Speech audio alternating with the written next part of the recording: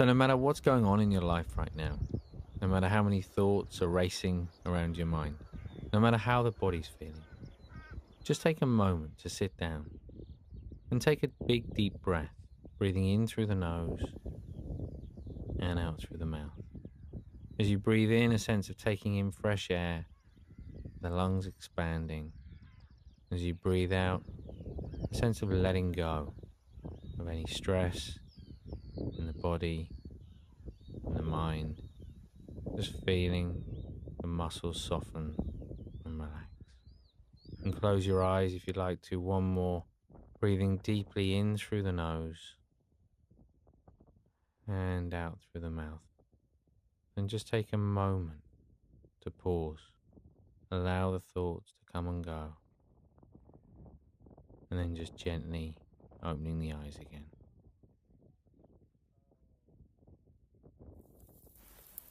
Welcome to our collective worship, everybody. What did Jesus say? That's right. I am the light of the world. Good morning, everyone. I'm going to share with you this morning a poem called The Cookie Thief. A woman was waiting at an airport one night with several long hours before her flight. She hunted for a book in the airport shop, bought a bag of cookies, and found a place to drop.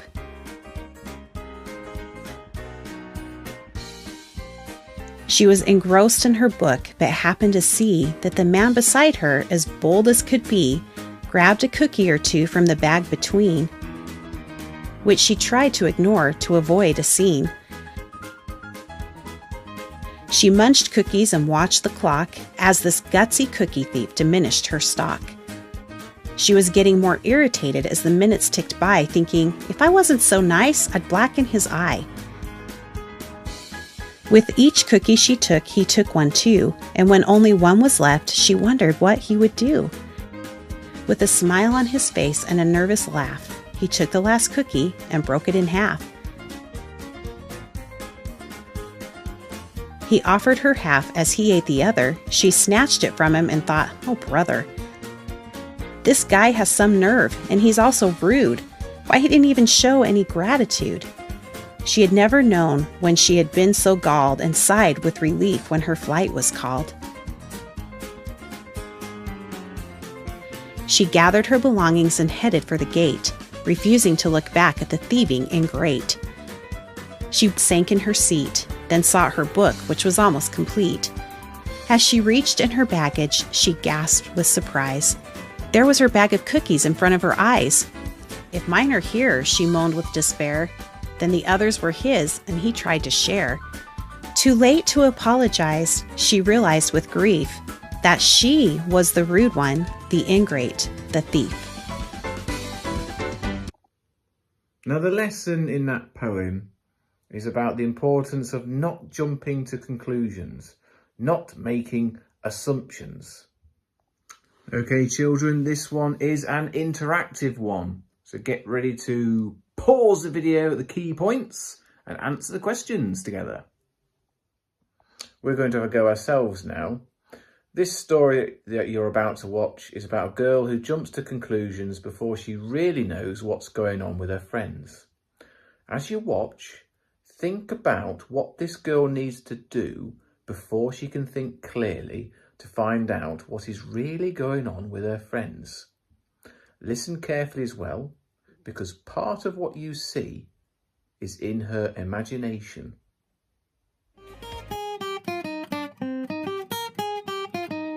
My sister Darlene almost made a big mistake by jumping to conclusions. Here's her story. There was these 3 girls. I know all of them. Mary's even kind of a friend of mine. We play on the same soccer team. I had to walk by them, and they were whispering and giggling at me. I thought it was strange. Yeah, I know. I'm so embarrassed. I'm gonna like everybody. It really hurt my feelings. I mean, what did I ever do to them? Why were they laughing at me? It made me so mad. I I just wanted to... You make me mad. You're so stupid. You don't know anything. That's what I felt like doing. Oh boy. Did you think the three friends were talking about Darlene? How do you think Darlene felt in that situation? How could you tell she was feeling like that? If you said her voice, her tone of voice, her body language, her facial expressions, you'd be right. She was feeling angry, embarrassed, left out. And she felt like yelling at her friends. Now, this part of the story, she was imagining it happening because she was jumping to conclusions. Now, instead of jumping to conclusions, what should she do? Darlene needs a calm, clear mind for this one. And the best thing that she could do is ask her friends. Ask the question. Let's see what Darlene chooses to do. So Mom dropped us off at this movie called Brothers and Sisters. Oh, I'm dying to see that. Was it funny? It was hilarious. The funniest part was when the sister took her brother to the mall and got him in trouble. Oh, I love to do that to my brother. Me too. What happened next? Okay, so they're walking, and these guards come up and say, "Hey, you stop right there." And my the sisters God. laugh.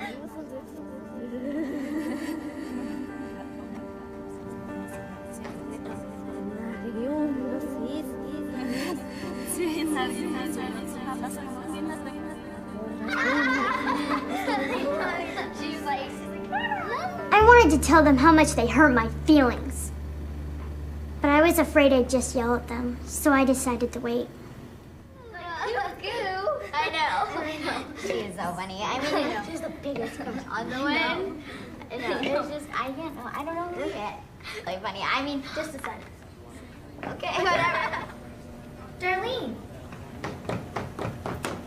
What's the matter? How come you didn't stop and talk with us? Susan was telling the funniest story about this movie she went to see. It was hilarious. Oh, I thought you were talking and laughing about me behind my back. Oh, that's why you look so upset. Yeah, it really bothered me. I had no idea you were talking about a movie. You know, we have got to go see that movie sometime. Sure, maybe this weekend. Right, so Darlene chose to wait and not jump to conclusions. And what did Darlene find out? Yep, her friends were laughing at a movie. How do you think Darlene feels now? Probably relieved and happy. Maybe a little bit embarrassed that she was jumping to conclusions and thinking that her friends would be talking like that about her. It's important to have a calm, clear mind in those situations. And the best thing you can do, if you're not sure, is ask the question. And on Monday, I challenged you all to see the good in each other. Let's look a little bit more about making assumptions. What are assumptions? An assumption is something that is believed to be true or probably true, but it is not known to be true. Assumptions are guesses. Guesses are sometimes right and sometimes wrong. People make assumptions every day. People make assumptions to understand and to survive. Here's an example of how assumptions are used to understand. If you look outside your window and you see people are carrying umbrellas, then you know it's raining. If you see someone eat a meal and they rub their belly, then you know they enjoyed the meal. If you see a group of people running and screaming from a building, then you know it's not a good idea to go into the building. However, assumptions aren't always true. Assumptions can lead to misunderstandings and they can be harmful. Let's look at some examples. Thumbs up. In certain cultures, the thumbs up gesture means okay or great. However, in some cultures, thumbs up indicates or shows a bad word. A man from a different country travels to a place where a thumbs up is a bad word. He asks for directions and gives a thumbs up when he gets the help he needed. If the person giving directions sees the thumbs up, then they would assume... What might they assume, children? That's right. They might assume that the man is cursing. No tipping. A tip, gratuity, is extra money you give for a service. Usually, tips are given at restaurants, hair salons, etc. In the United States, if you sit down to have a meal at a restaurant, it is customary to tip if you are pleased with the service. However, in some countries, the tip is already included and is not customary to leave a tip. Now, in this scenario, Yi Yun is from South Korea. She's on a trip to New York for the first time and she decides to go to a restaurant for a meal. Yi Yun doesn't leave a tip because in South Korea it isn't customary to tip. If a waiter serves Yi Yun and she doesn't leave a tip, then the waiter could assume that Yi Yun wasn't happy with the service.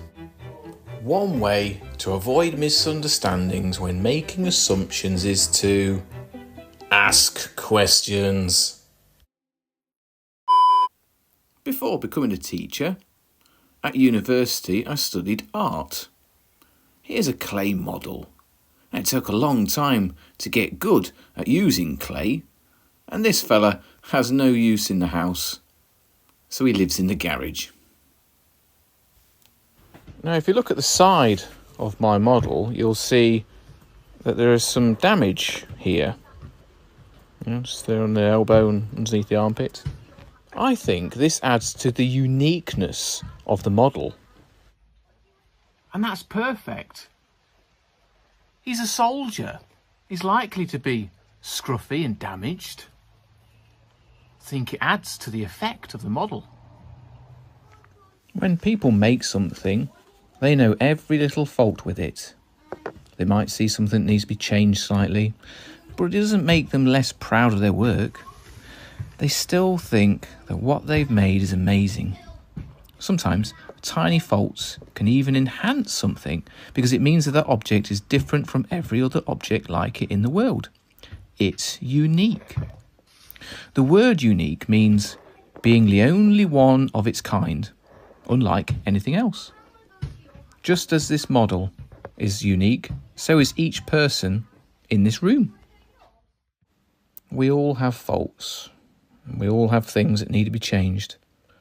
None of us are perfect. We're all special, and our differences make us even more amazing. Christians believe that God made each of us special and different. Genesis, the first book of the Bible, says, God looked over all he had made, and he saw that it was very good. In the book of Psalms, the writer thanks God for making him. Thank you for making me so wonderfully complex. Your workmanship is marvellous, it says. Christians believe that God made us and he's pleased that he did. We are unique. Sometimes people often disregard what they are good at. They don't know that they are unique and special in different ways. We are all unique. every one of us living, whether fair, dark, tall, short, round, and slim, we are unique in our own ways. Now this brings us a story about Maya, who tries very hard to fit in. She has unique features as she came from a mixed parentage. She has blue eyes, ginger hair, and dark skin. She doesn't see that she's special, and this has made her low in self-esteem. In order to fit in with the crowd, she pretends to like football because the cool kids at school love it. She pretends to be good at cheerleading, although she does not. M-A-Y-A, M-A-Y-A, yeah! She also pretends to enjoy rock music, although she dislikes it so much. She does all this to impress others around her, but one thing for sure, she was not happy. Should I be myself? I'm just scared that people can't accept me the way I am. Her mother noticed her behavior and told her, Maya, you are unique in different ways. If everyone looks the same, love the same music, do the same things, and eat the same food, the world would be boring and dull. That is why we are created differently, as each one of us is unique and has a lot to offer in many ways. Hearing this, Maya changed her look. She dresses the way she likes, do the things she likes, and listen to her favorite music. She is less stressed and happier. Her classmates and friends notice her change and begin to like her even more by just staying true to herself. The end. Moral of the story: embrace your uniqueness.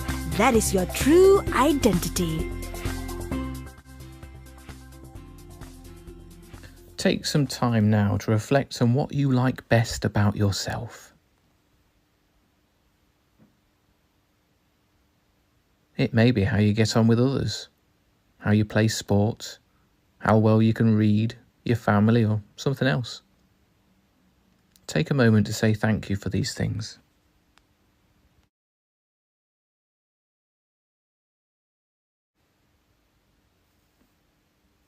Now take some time to reflect on the things that you like less about yourself.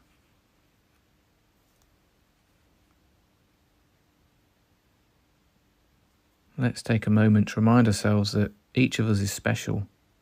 Let's think about both our favourite and our least favourite parts of ourselves, all of which contribute to making us very special.